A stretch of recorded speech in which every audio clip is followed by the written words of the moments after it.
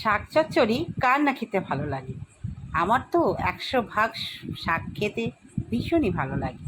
আজকে তোমাদের দেখাবো খুব সহজ পদ্ধতিতে একদম জৈবভাবে মাটি তৈরি করে ঝুড়িতে শাক, ঝুড়ি ঝুড়ি শাক, এবং কিভাবে তৈরি করব হাতে ধরে দেখিয়ে দেবো। খুব সহজভাবে ফেলে দেওয়া জিনিস দিয়েই আমরা মাটিটা তৈরি করব, আর সেই মাটি দিয়েই আমরা সবজি চাষ করব। আর মাত্র ২১ দিনের মাথায় সেটা খাওয়া হবে। নমস্কার, সকলকে স্বাগত। সামনে পুজো, নিশ্চয়ই সকলের কেনাকাটা কমপ্লিট হয়ে গেছে এবং খাবার দাবার এবার কীভাবে তৈরি হবে সেটা নিয়ে তোমরা ব্যস্ত আছো। আমিও তাই করব। ছুটি তো পড়ে গেছে, ঘরের তো খাবার দাবার করবই, তার সাথে তো রান্নাবান্না করতে হবে। রান্নাবান্না যে শাক সবজি সেগুলোও কিছুটা যদি লাগাতে পারি বিষমুক্ত, ভীষণই ভালো লাগবে। তো চলো সাথে থাকো। জমা হচ্ছে যত সবজির খোসা, তারপরে ডিমের খোসা, চায়ের পাতা, যা যা দিই আমি বাড়িতে, যে একটা লিকুইড সার তৈরি করি, সেই সারের অংশটা, সেই পচানো অংশটা ৩-৪ বার ব্যবহার করে নিই। তারপরে কি করি, সেটা ভালো করে রৌদ্রে শুকিয়ে নিই। নিয়ে দেখতেই পাচ্ছ এখানে আমার মাটি আছে, এই যে তলায় মাটি আছে, নিচে মাটি আছে, আর ওপরে এটা দিয়েছি, কারণ উপর থেকে বৃষ্টি পড়ছে, এর গায়েও কিছুটা তরল সার ছিল, সেটা মাটির সঙ্গে মেখে গেল। এবার এটাকে ভালো করে শুকিয়ে নেব। শুকিয়ে নিয়ে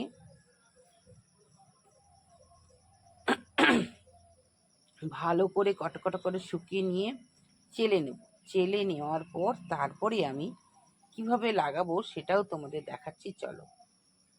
এখানেও আছে একদম তোমার কলার মোচার, আমার বাড়িরই, সেই মোচার খোসা থেকে, আলুর খোসা থেকে, চায়ের পাত থেকে পচা, মানে এগুলো কাঁচা শোকাচ্ছি, আর ওগুলো পচা, মানে দুই দিক দিয়েই করছি। কেন বলো তো? মোটামুটি বেশ কিছু লাগবে, তো এটা সম্পূর্ণ সবজি খোসা, কাঁচা খোসা, এটা শোকাবো। ওটা দেখালাম পচা, ঠিক আছে, মানে ওটা আমি ওখান থেকে যে পচা অংশটা, জলটা বেরিয়েছে, তার সঙ্গে সাধারণ জল মিশিয়ে প্রত্যেকটা গাছে গাছে আমি দিই, সেটা তো একদিক দিয়ে আমি পেয়েছি। আর এটা একদম সম্পূর্ণ, মানে এতে প্রচুর পরিমাণে ভিটামিন আছে, মাল্টিভিটামিন। তো আমরা যদি মাটি তৈরি করার সাথে সাথে এগুলো দিয়ে দিই, তাহলে গাছ বড় হতে না হতেই তার খাবার, মানে আসল পুষ্টিগুলো মাটি থেকেই সংগ্রহ করতে পারবে। আগাম আমরা বার্তা, আগাম আমরা খাবার, আগাম সব কিছু গাছেদের করে দিচ্ছি, একটা সুবিধা করে দিচ্ছি, তাই না? তো এইভাবেই আমি জাস্ট মাটিটা তৈরি করি, বলেই দিলাম। এর মধ্যে কিছুই দিই না, একটা স্পেশাল দিই, সেটা হচ্ছে নিম পাতা শুকিয়ে দেব। নিম পাতাটা দিলে কি হবে বলো তো? মাটির ভেতরে যে কোনো কীট থাকলে মরে যাবে। উই পোকা বলো, বা মাটিতে অনেক থাকে, লেদা পোকা বলো, নিম পাতাটা ভীষণই উপকার। আমি কোনোদিনও আজ পর্যন্ত নিম খোল কিনিনি, আমার এই নিম পাতা দিয়েই সব হয়ে যায়। আমি মাটি যখন তৈরি করি তখন নিম পাতা দেব, আবার যখন লাগাবো তখনও নিম পাতা দেব, আবার ধরো একটু বড় হয়ে গেলে কিন্তু সবজিতে আমি কোনোদিনও নিম পাতা বয়েল করে ঠান্ডা করে হলুদ দিয়ে মিশিয়ে সেটা কোনোদিনও দিই না, কারণ আমার মনে হয় সবজিতে এটা না দেওয়াই দরকার, কারণ মাটিতে তো আছে। তো নিম পাতা দেখো, বর্ষার সময় এখন তোমরা যদি নিম পাতা শুকোতে না পারো, একটা টিপস আমি বলে দিচ্ছি। নিম পাতাটাকে কড়াইয়ে নিয়ে গিয়ে ভালো করে একদম কাঠখোলাতে তেল ছাড়া ভেজে নেবে, নিয়ে একটু হাতে চূর্ণ করে এর সঙ্গে মিশিয়ে দেবে, ব্যাস কমপ্লিট।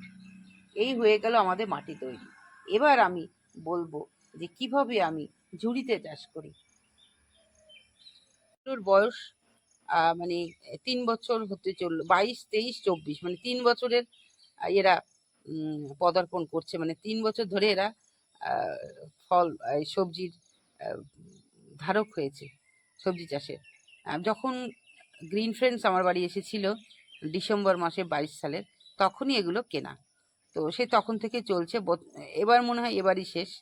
প্রত্যেকটা ঝুড়িতেই আমি সবজি চাষ করি, আবার গরমের সময় পত্তু লাকা চাষ করি, মানে আমার থাকেই 12 মাস এদের কিছু। আর এইগুলো দেখো, এগুলো হচ্ছে আহ, সবজি রাখবো বলে নিয়ে এসেছিলাম সেই র্যাক। তাতে আমি কি চাষ করেছি চলো, কতটা করে দেবে আমি বলছি। এই দেখো, অল্প করে মাটি, বেশি না, অল্প করেই মাটি দেওয়া আছে। আমি ধনেপাতা চাষ করেছিলাম, ভালো হয়নি, এটাই আমি করেছি। আহ, দেখিয়েছি তোমাদের কুলেখাড়া শাক আমরা কিভাবে চাষ করতে পারি। আমরা কুলেখাড়ার বীজও পাই না, চারাও পাই না, তাহলে কিভাবে করব। তো বাজার থেকে এক আঁটি কুলেখাড়া নিয়ে এসে সেটাকে কিভাবে কোন পদ্ধতিতে আমরা লাগাবো সেটা আমি হবি অফ সুলেখা চ্যানেলে দিয়েছি, তোমরা চাইলে দেখে নিতে পারো। আর এগুলো দেখো, এটা আমি মূলো ফেলেছি, মূলোর বীজ হয়েছে, ওটাও কিছু ফেলবো। আর এই দেখো, দেখাচ্ছি যে সবজির রাখার র্যাগে এই যে ধনেপাতা করেছি, খুব মিষ্টি গন্ধ আসছে। কেন বলো তো, প্রথম প্রথম যখন ধনেপাতা ওঠে না, তখন ভীষণই সুন্দর গন্ধ আসে। হ্যাঁ, এটা পুজোর সময় মোটামুটি খাওয়া হবে, পুজোর পরও খাওয়া হবে। আগাম লাগিয়ে দিয়েছি, পরপর এক হবে আর এক আবারও লাগাবো। তাহলে বুঝতে পারছো তো, খুব অল্প মাটিতে ঝুড়িতে চাষ। আমরা যারা বিশেষ করে বয়স হয়ে গেছে তাদের তো ক্যারি করা মুশকিল না, এই পদ্ধতিটাই আমি অবলম্বন করেছি।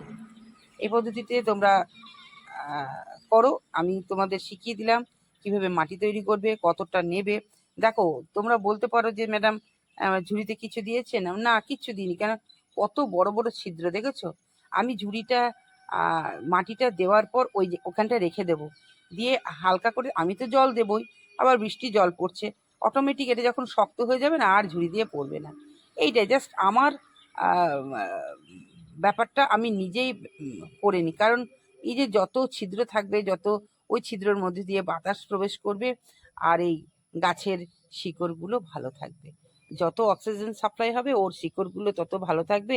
আর শিকড় ভালো থাকলেই ওরা শিকড় দিয়ে তাদের প্রয়োজনীয় জল গ্রহণ করে খাবারটা তৈরি করতে পারবে, গাছটাও সতেজ থাকবে। এই কারণেই আমি একদম কিছু দিই না ঝুড়ির নিচে। হ্যাঁ, যে ঝুড়িটা হয়তো ভেঙে টেঙে গেছে তার নিচে একটু দিই। এই হলো আমার ঝুড়ি গার্ডেনের রহস্য। এখানেও দেখো, আমি মোটামুটি 3 রকমের শাক, কুলেখাড়া আর 3 রকমের কলমি লাগিয়েছি। মোটামুটি এইভাবেই টুকটাক করি। মানে দেখো, একটা ঝুড়িতে যা শাক হবে না, আমার সংসারে যথেষ্ট আমি মনে করি। এবার আরও যদি বেশি লাগে, তার জন্য আমি একটু প্রতিটা শাকই 2টো ঝুড়িতে কমন করে দিয়েছি। এই হলো ব্যাপার। দেওয়া সবজির খোসা, ডিমের খোসা, চায়ের পাতা দিয়ে মাটি তৈরি করে খুব সহজেই আমরা শাক চাষ করতে পারি। মোটামুটি 21 দিনের দিন তো আমরা খেতে পারি, কেন করব না। এটা বারবার কেটে কেটে খাবে, যেই পুরনো হয়ে যাবে ফেলে দিয়ে আবারও নতুন করে লাগাবে। এই পদ্ধতিতে এগিয়ে চলো, আশা করি তোমরা জয়ী হবেই। এই হবি ও সুলেখা চ্যানেলের মাধ্যমে যে টিপসগুলো দেওয়া হচ্ছে অতি অতি সহজ, এবং কিচ্ছু কিনতে হয় না। ভিডিওটা কেমন লাগলো জানাবে। আবারও ফিরে আসবো নতুন কিছু নিয়ে, নতুন রূপে, নতুন কিছু দিতে পারলে হবি অফ সুলেখা চ্যানেলের পক্ষ থেকে সুলেখা ম্যাডামের ভীষণই ভালো লাগে। তাই নতুন নতুন তথ্য দেওয়ার জন্য বসেই আছি। নতুন তথ্য পেলেই তোমাদের জানাবো। আর তার জন্য তোমাদের কি করতে হবে, নতুন বন্ধু, অবশ্যই চ্যানেলটাকে সাবস্ক্রাইব করতে হবে, বেল আইকনটাকে প্রেস করতে হবে, যাতে নতুন খবর যখনই বেরোবে তখনই সবার আগে তোমার কাছে পৌঁছে যায়। খুব ভালো লাগলো, তোমাদের সাথে কিছুটা সময় কাটালাম। আবারও ফিরে আসবো। সকলে ভালো থেকো। আবারও বলবো, সবুজের সাথে থেকো। আজকে আসি, টাটা।